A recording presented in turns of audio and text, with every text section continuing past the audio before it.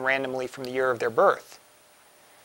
Well, knowing that this random noise came from a range of plus minus 10, I'm going to look at this and say, hey, there's 20 years between how old their birth date says they are and how old their age value says they are. I know what it really is. There's only one way that could have happened. So there are some issues with obfuscation. Another issue is there a legal basis for this? If you look at all of the laws, they protect individually identifiable data. If the individually identifiable data happens to be wrong, does that mean it's not protected? If you've got data out there about you, but it's incorrect, is that no longer a violation of your privacy? Well, that's an interesting issue. It's one that courts have not resolved, and the legal issues really are, or the laws are really silent on this subject.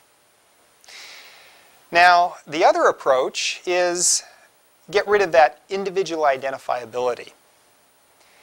Because data that is not individually identifiable is specifically exempt from most privacy laws.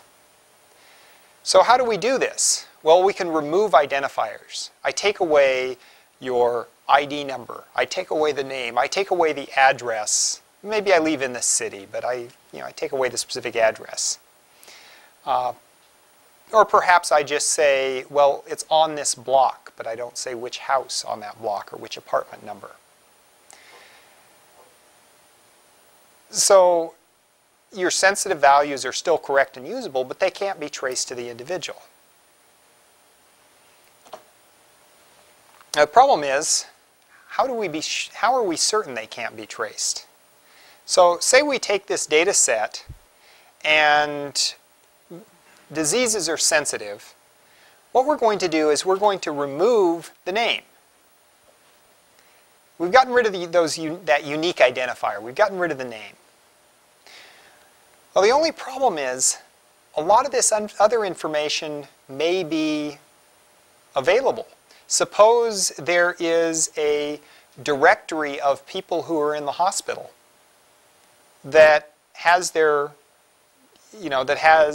name, age, gender, and nationality, but doesn't list the disease.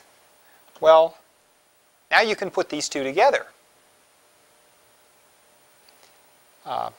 As it turns out, in the United States, you take such innocuous information as postal code, gender, and birth date, 87% of us are unique based on those items. Now, my guess is for 47906, most of the people in this room are probably not unique on that, because birth date is a real killer there. I probably am.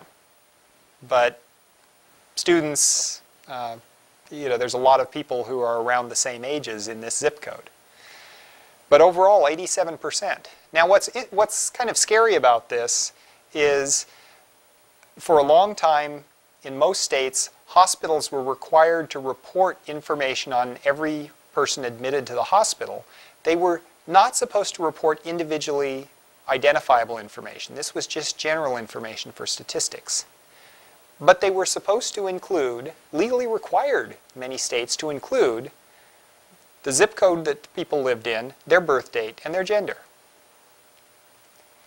What's more, you can go out and you can buy voter registration lists.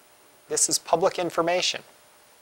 And it includes your birth date, your postal code, your gender, and your name and address. Put those two together and you have this problem.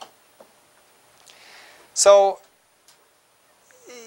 that actually came out, LaTanya Sweeney pointed this out as an expert witness in a court case where a newspaper had requested these hospital admission records under a Freedom of Information Act request. And the judge, after looking at her testimony, said, nope, can't get it. Thank goodness. So what are some of the metrics? Well, Sweeney's response to this was K-anonymity. K-anonymity says that I could have birth date, gender, nation in there as long as there were at least k individuals who had the same exact values. Because then I can't link that record to any single individual. I can just link it to the group. What's a good value of k to use for this? Well, EC 9546 says identified. What does that mean? Well, I was reading an interpretation by an official committee set up and came up with an interesting example where they said, well, if you have a town that only has one doctor in it, you'd have to remove the fact that they were a doctor, or that data would be considered identifiable. What if there are 2 doctors? Sounds like k equals 2 would be okay. And from reading it, that seems to be what they were implying. But what happens if, say there's 3 doctors and 2 of them are being investigated for malpractice? And you release this information saying there's 3 doctors and 2 of them are being investigated for malpractice.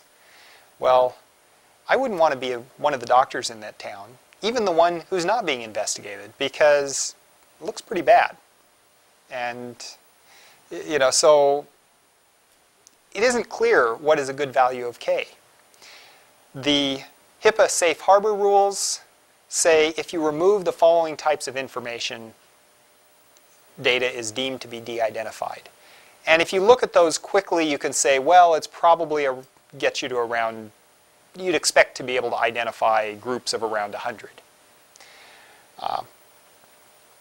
US agencies that use things that look similar to k-anonymity range from, I've seen numbers ranging from 5 to 25,000 as what they feel is a safe number. Nobody seems to know. The other thing is it doesn't protect sensitive data.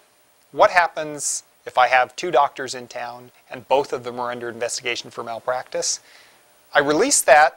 I can't trace which record belongs to which doctor, but I know that sensitive information. So a solution to this was discernibility, independently discovered as L-diversity, which enforces distribution of the sensitive information. That within that group of k, the sensitive values have to have a variety of possible outcomes, possible sensitive values, so that I can't say any individual that I know exactly what the sensitive value is for them. Unfortunately, that can have problems as well because of skewed data. For example, say I was publishing something that was database of diseases. Well, something that's very rare, it's going to be very hard to have a good distribution of that.